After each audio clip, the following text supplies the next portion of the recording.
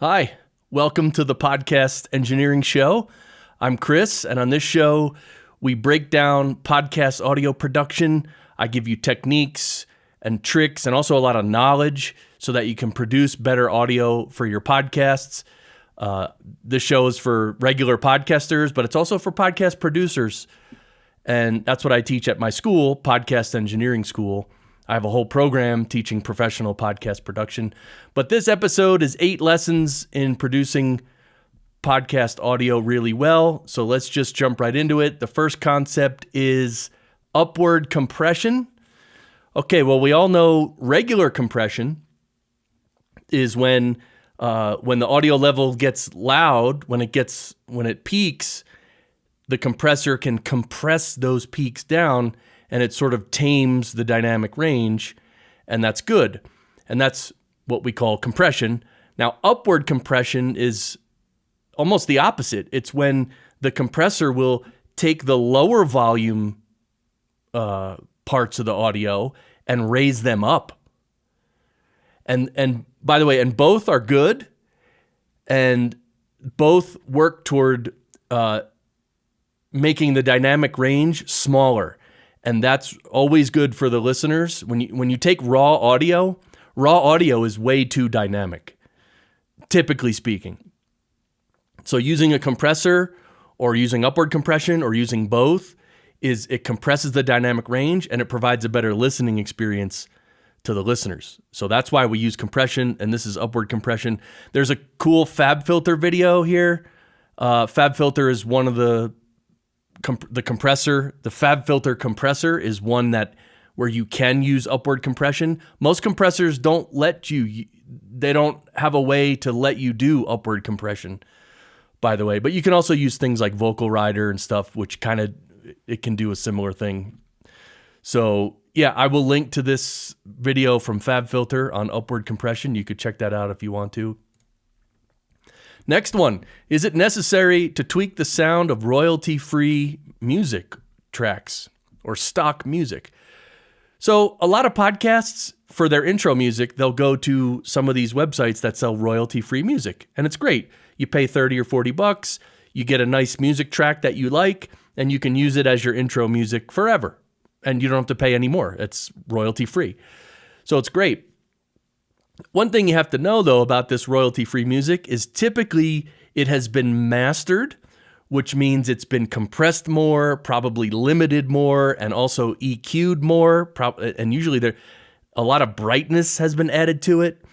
So when you use your royalty-free music in your podcast episodes, keep in mind you might want to adjust the EQ of that music. Just because it's been mastered doesn't mean the EQ is perfect, and it also doesn't mean that EQ works with your episodes.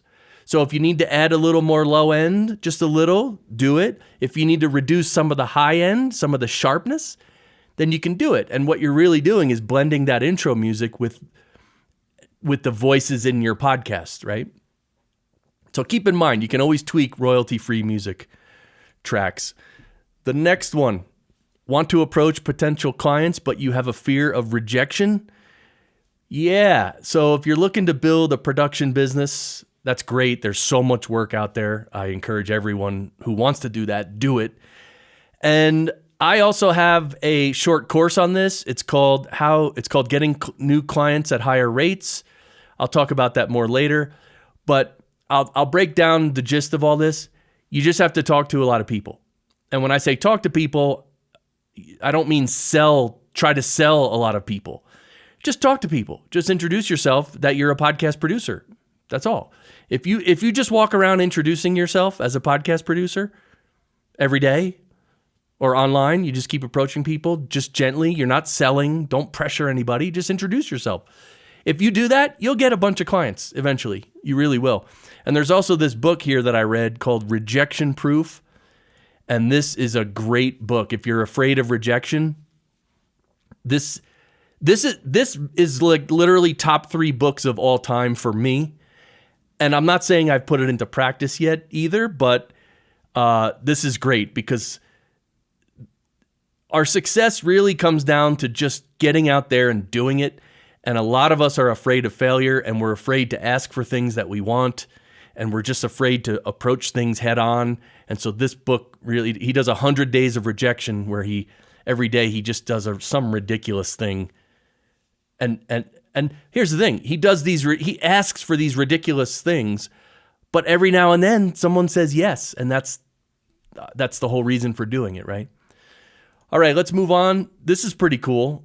Look at this picture. By the way, I'm recording this in video also, so if you go to the YouTube channel for Podcast Engineering School, you could see the video of this. I mean, listening to the audio is good too, because I'm not showing too much visual stuff. But here's a picture in nature of these two huge megaphones where people can lay in between there and basically listen to nature. This is part of the Pawnee Nature Center and was made by the students of the Estonian Academy of Arts. And again, I'll link to this, but pretty cool. Imagine laying there and having the nature sounds like funneled into your ear like that. That's pretty cool. Anyway, that's why I wanted to show you. Next post. By the way, these are all, I don't know if I mentioned it, these are all blog posts on podcastengineeringschool.com. And I used to have an email list called the Daily Goody email list, but I'm not doing that anymore because I haven't written new Daily Goodies in a while. But all right, so the next one here, can some particular microphones exacerbate sibilance? And the answer is yes. And when it comes to sibilance and microphones, the person's voice is also the other main character in this story. So there's there's one person's individual voice, and then there's the microphone they're speaking into. There's the character of that microphone they're speaking into. And those two things, the person's voice, the character of the person's voice, and the character of the microphone, they combine to create a sound. And sometimes a person will have sibilance. You know, the S's and T's and the K's, the sibilance will be sharp.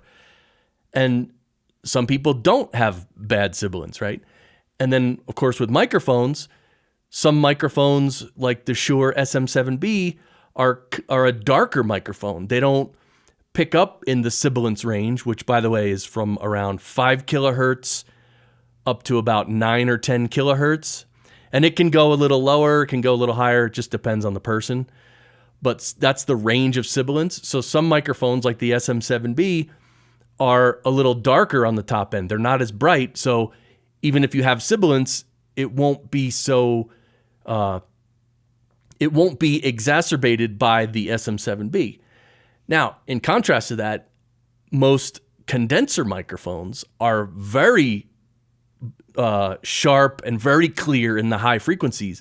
So if someone has bad sibilance from their mouth and they speak into a condenser mic, well, now that sibilance is going to really be exacerbated and it's going to come through. So that's why I always advise, if you're going to buy a microphone, try 2 or 3 microphones or 4 or 5 microphones if you can, and just see which one works best with your voice. And but of course, if you do have a mic and a voice and you get sibilance in the end in the recordings, you can always use a de-esser to remove the sibilance. Just remember, be careful with de-essers. You don't want to overdo it because that will ruin the voice, and you don't want to ruin it. Okay, next post. Podcast editing, a chore of labor. What? Sorry. Podcast editing, a chore or labor of love. Yeah, so when it comes to, editing your podcast, let's say you're the podcaster and you just record your own show and edit your own show. Do you love it or do you not love it? Or are you, sort of ambivalent? Of course, podcast editors and producers, we do this all day. We edit podcasts, and so we get used to it and we can just plow through the work and whatever. Some episodes are easier to edit than others. But if you're just a regular podcaster, if you don't love editing, that's okay. Just get in a routine, a simple production routine of editing, and then just get better. Just keep trying to do it faster and faster, and you'll really speed up you'd be surprised how fast you can edit if you get in a habit. It's all about habit. So just get in a good habit and keep your production workflow simple, and then you can get through the editing pretty quick if you don't like it. If you do like it, then you can sort of do it at a normal pace and make it sound really good if you want. Always helps. Or if you're Josh Wade, then you don't edit. Right, Josh? He said, I don't edit. Josh. All right, next post. Are your podcast episodes loud enough? Yeah, are they loud enough? Well, from listening to podcasts, when you're listening to a podcast in your podcast app, and you listen to your favorite show and you listen to your second favorite show, and then you try a new show and all of a sudden the volume is way lower and you're like, oh, that's weird. So then you have to crank up the volume on your phone, and then you listen to the episode. Then you go back to your favorite show because they have a new episode, and you press play and it's louder than God, and you get your ears blown out. So in podcasting, there are loudness standards. Now, they are unofficial standards, but if we all have our podcasts at around the same volume, that works out really well for the listeners because they get a good listening experience from all podcasts. So the standards are for mono, it's minus 19 LUFS, and for stereo, it's minus 16 LUFS. And so you need to have a way at the very end of your production process, pretty much the last step, you need to adjust that overall volume to the industry standard. And so I use Isotope RX to do that. Many people use Auphonic. Others try to look at the meter in their DAW and guesstimate the LUFS level. I do not recommend that way of doing it. And also some DAWs will allow you to set the LUFS level. Adobe Audition lets you use the match loudness to put it precisely at your desired LUFS level. And I'm sure there are other ways, but this is not something to be overlooked. When amateurs overlook this and they put out their show and the volume is very low, that's not good. And it's not hard to put it at the right loudness level. It's not hard. It's very easy. It takes like 30 seconds, if that. So, all right, next post. I think this is the last one. Yeah, independent podcast editors and producers. Are you profiting enough? Okay, if you're producing podcasts for other people, or you're editing podcasts for clients, or you're engineering podcasts for clients, if you have clients, are you making enough money?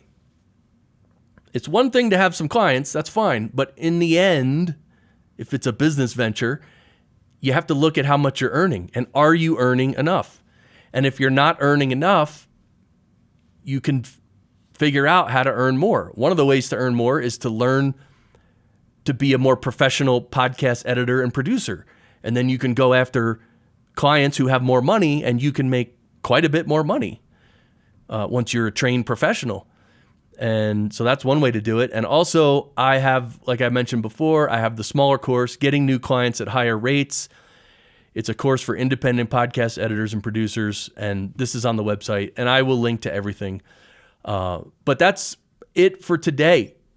Those are the lessons I wanted to cover, and I wanted to cover them quickly, so to not take up too much of your time. But thanks for watching, thanks for listening, and don't forget to check out podcastengineeringschool.com. The next semester of PES, and maybe I should show that, right? But the next semester of PES starts on February 20th. So February 20th is the next semester of PES. Go to the website for more information. Thanks again. I'll talk to you guys soon. All right, bye.